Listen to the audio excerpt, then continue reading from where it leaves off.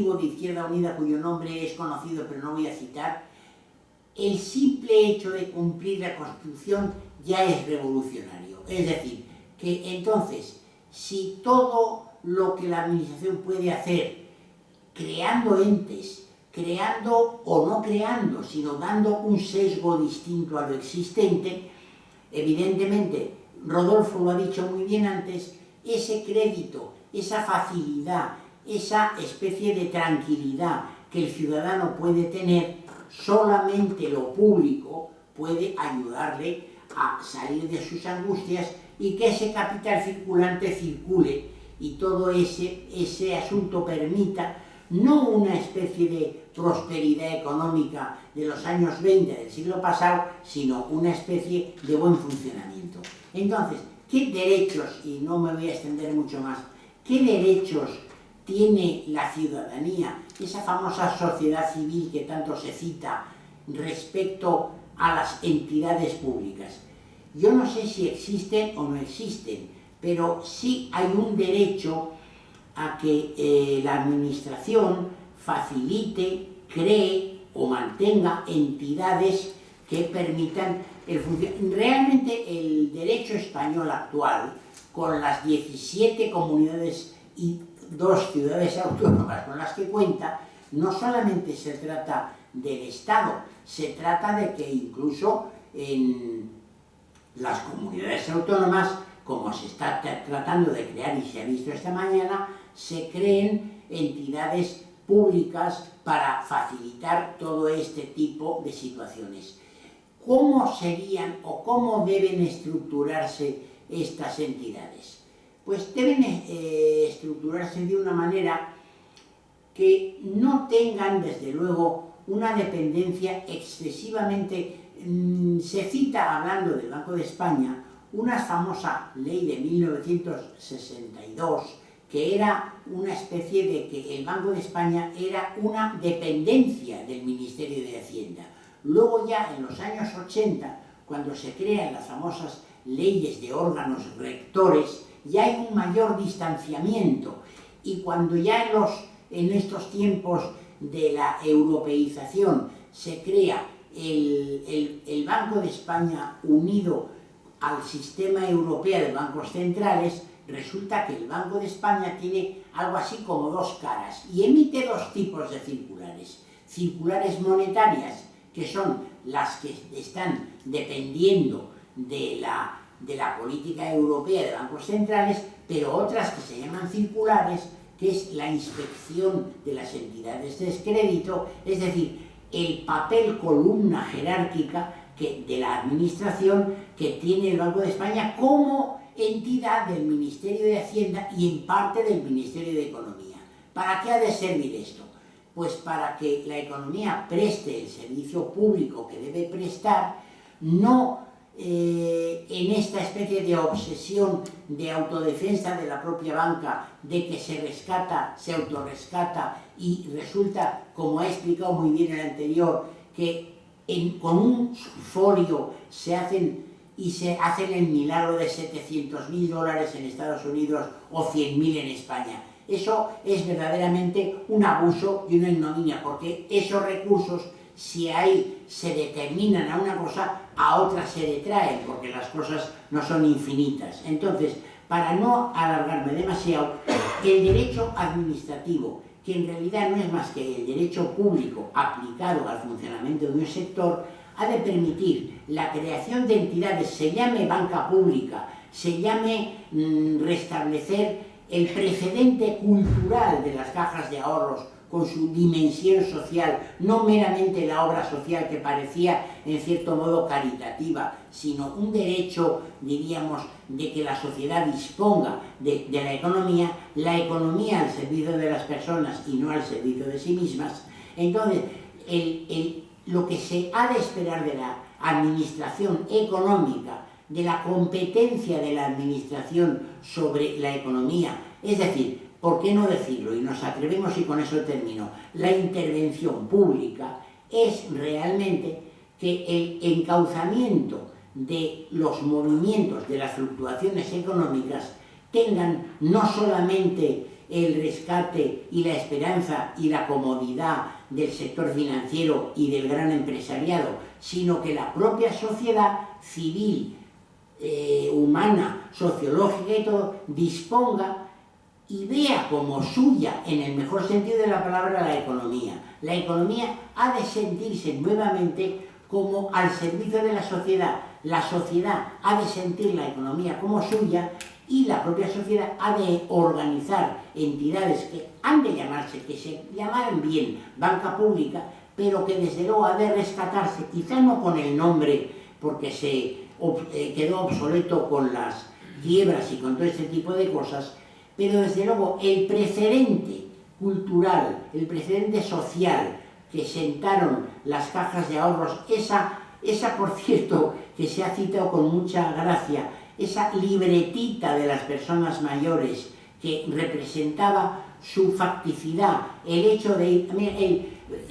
hace poco, estamos en el día 16 de diciembre, en muchos tiempos era el 31 de octubre, el famoso día de tantas cosas, el día del ahorro, y la gente iba a las cajas de ahorros porque había hasta regalos, había hasta muchas cosas, y había una especie de compenetración de la sociedad civil con entidades que no eran la dureza cuantitativa, sino un sentido de servicio para que la gente se sintiese como propietaria, no, pero como sí, como con poder público sobre el fluir de la economía. Porque mientras tengamos una especie de antagonismo entre lo económico y lo social, no tendremos más que pesimismo, no tendremos más que tal. Entonces vamos a buscar ese, diríamos, ese buen momento para que la sociedad disponga como suyo de la economía, con las entidades que el derecho aconseje y que la legislación más o menos nacional, porque el europeo está muy lejos, vaya creando. Nada más, gracias.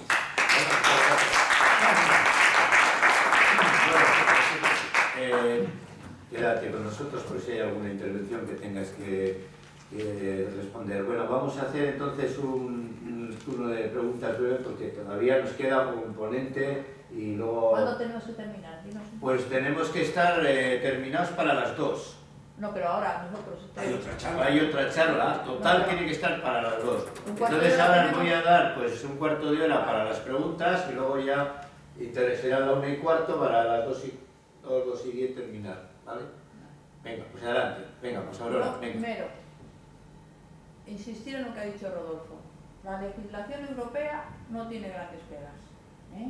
Tenemos 2 artículos que nos ayudan. Uno es el 107, donde más o menos viene a decir que los gobiernos no podrán dar ayudas a las empresas, ni subvenciones, ni perdonar deuda. Sin embargo, en casos excepcionales, sí. Eso es lo que dice el artículo 107 del Tratado de Funcionamiento de la Unión. Seguro que lo sabéis todos. Tratado de Funcionamiento de la Unión Europea. E incluso dice, para algunas actividades que no vayan en contra del bien común, pues también se puede dar esas ayudas. Es decir, en casos extraordinarios o, como se ha visto con el MOU, pues ha dado la ayuda apoyándose en el artículo 107. Luego tenemos otro artículo muy interesante, a lo mejor es tan básico que no sé si merece la pena que lo diga. Bueno, el 123. El 123 dice, ya lo conocemos todos, que se maneja mucho, que el Banco Central Europeo no dará ayuda al gobierno, a organismos públicos, etc. Pero sí puede dar ayuda a los gobiernos, sí que puede dar ayuda a los bancos en general. Y lo estamos viendo. El Banco Central Europeo se ha centrado en se ha convertido, en vez de ser un banco del Estado, exclusivamente un banco de los bancos. Está dando la ayuda a los bancos. Y también, lo dice claramente, y también puede dar ayudas a los bancos públicos. Con lo cual,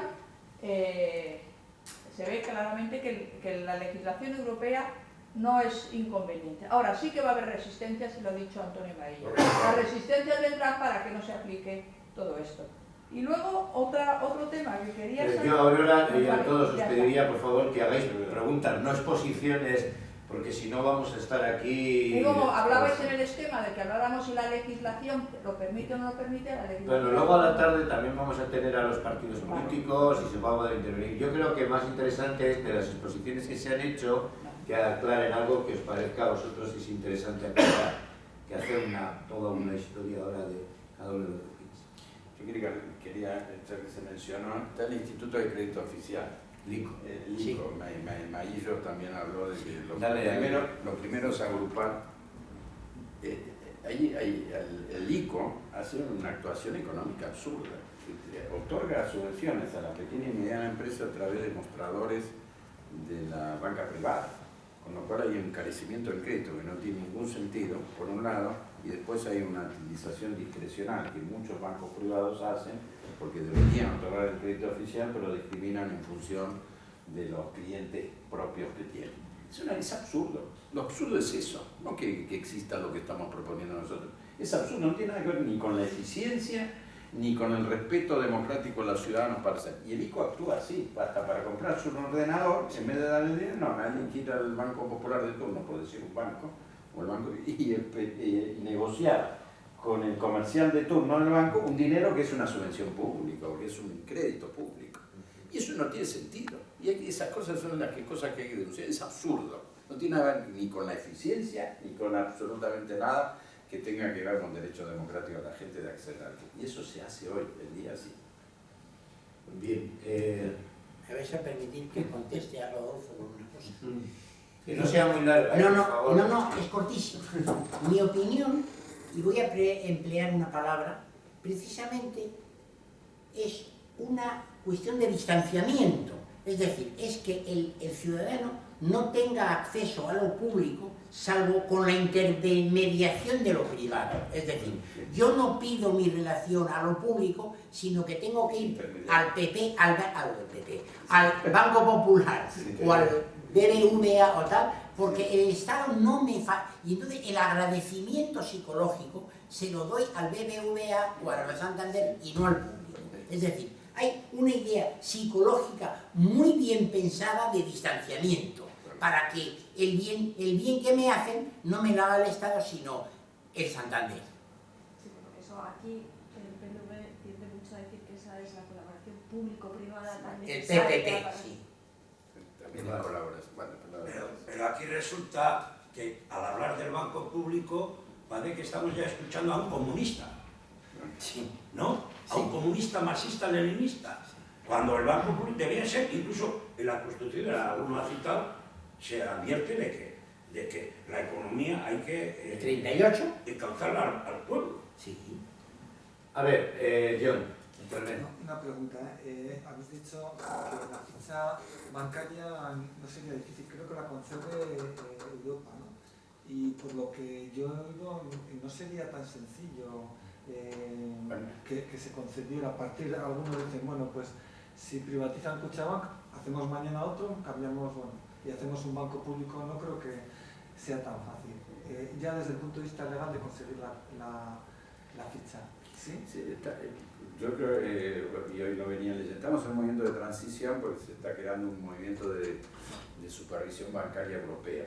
A partir de la crisis, tú sabes que ha habido todo un proceso de tratar. Todavía no están ni garantizados, por ejemplo, los 100.000 euros que hay que garantizar por depósitos en cuenta corriente, bueno, de depósitos o por cuenta corriente, hasta 100.000 euros están garantizados, pero están garantizados todavía con mecanismos nacionales, el mecanismo europeo no existe. Hay un mecanismo creciente de control monetario por parte del Banco Central Europeo, pero todavía lo que tú preguntas, que entiendo yo, de otorgar autorización para la apertura de una oficina bancaria con capacidad comercial, no solo una oficina de representación, creo que la tiene el Banco de España todavía. Pero el problema es que te lo concede, es decir, no hay restricciones para que te lo conceda. Otra cosa es que políticamente no tengan interés y empiecen a hacer excusas de todo tipo, pero formalmente se puede hacer. Formalmente no hay impedimentos legales para que esto se pueda abrir ficha bancaria. Creo que no hay, porque hay libertad.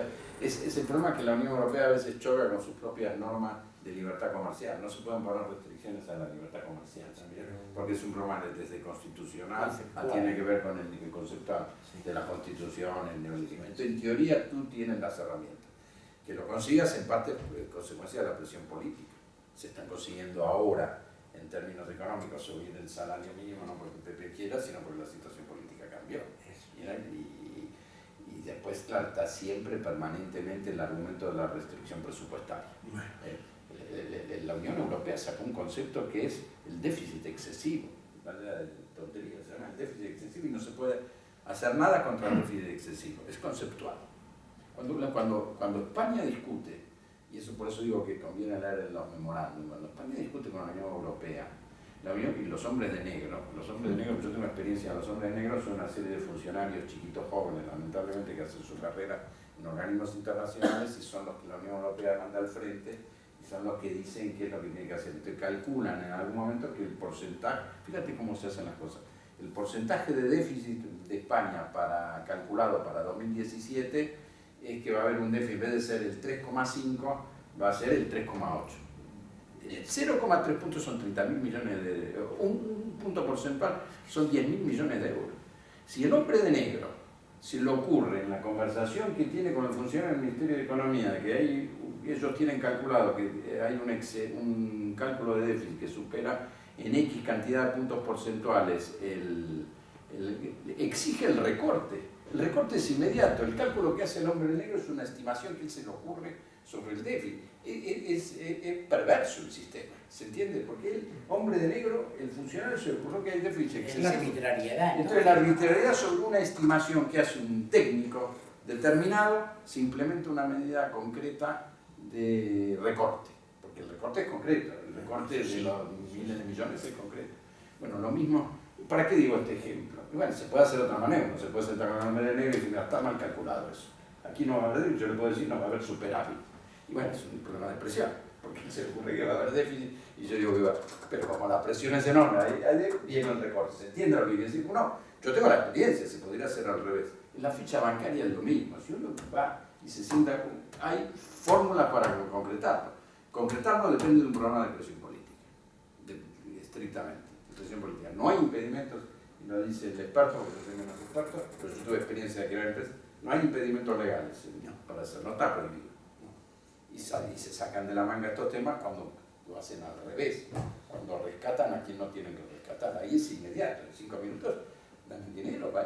Sigamos lo de Italia, dentro de 3 días va a haber una ayuda brutal a Italia, porque la economía no puede aguantar 356.000 millones de déficit. Pero lo van a encontrar. Bien, damos... Pues reitero, tengamos claro esto, y lo digo fundamentalmente. Yo tuve la experiencia de una empresa que en su momento era pública, pues hizo privada. Pero los que estáis en el mundo, en la administración central, las cosas se pueden hacer, no es cierto que no se puedan hacer. Se pueden hacer. Bien, de acuerdo, estamos por terminado esta conferencia. Pasamos a la siguiente. Vamos a empezar con Mari. Con el Navarro. Muy bien. Dejamos el hueco. ¿Necesitas el ordenador? No. Perfecto.